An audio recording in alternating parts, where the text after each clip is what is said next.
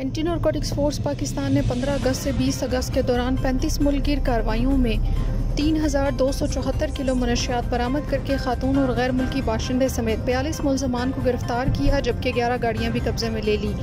बलूचिस्तान ने 7 कार्रवाइयों में 2707 किलो मनशियात और 1193 लीटर ममनुआ केमिकल बरामद करके गैर मुल्की समेत 5 मुलजमान को गिरफ्तार करके 3 गाड़ियाँ भी कब्जे में ले ली। सिंध ने 5 कार्रवाइयों के दौरान 262 किलो मनशियात बरामद करके 8 मुलजमान को गिरफ्तार किया, जबकि 2 गाड़ियाँ भी कब्जे में ले ली।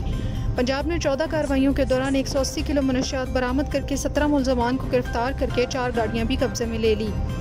रावलपिंडी ने 8 कार्रवाइयों के दौरान 126 किलो मनशियात बरामद करके 11 मुलजमान को गिरफ्तार किया और 2 गाड़ियाँ भी कब्जे में ले ली। खैबर पख्तूनख्वा ने 1 कार्रवाई के दौरान 100 ग्राम आइस बरामद करके 1 मुलजिम को गिरफ्तार किया। तमाम मुकदमात इंसदाद मनशियात एक्ट के तहत मुतल्लिका थानों में दर्ज करके तफ्तीश का आगाज कर दिया गया है।